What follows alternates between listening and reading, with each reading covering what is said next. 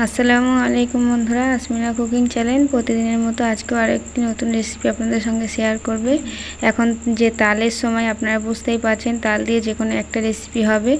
তো আমি এখানে তাল নিয়েছি, দেখতেই পাচ্ছেন। তালটাকে ভালো করে মেথি বের করে নিয়ে প্রথমে একটু আমি জাল করে নেব। এভাবে জাল করে নেবেন। এখানে আমি একটা নারকেল কোড়ানো নিয়ে নিয়েছি, সেটি দিয়ে আমি একটা নারকেলের পুর তৈরি করে নেব। তাতে আমি কিছুটা চিনি দিয়েছি। এবারে আমি তালের মেথি নিয়েছি কিছুটা। এবারে নারকেল, যেটা আমি একটা দেখতেই পাচ্ছেন পুর করে নিয়েছিলাম, নারকেলটা পুরো দিয়ে দেব। এবার আমি এখানে চালের গুঁড়ি দিলাম 1 কাপ এবং ময়দাও দিয়ে দেবো 1 কাপ, দিয়ে ভালো করে মিশিয়ে নেব।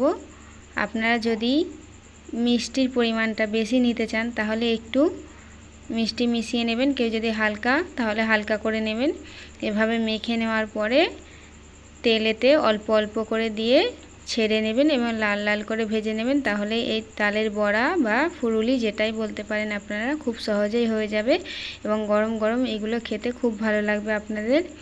তো বন্ধুরা, এই তালের সিজনে আপনারা এই তালের রেসিপিটা করতে একদম ভুলবেন না।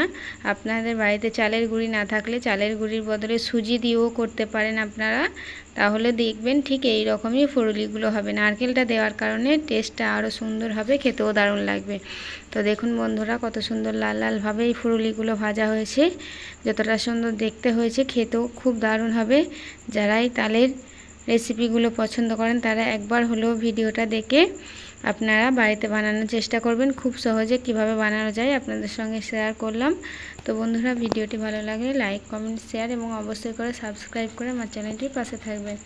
ধন্যবাদ বন্ধুরা।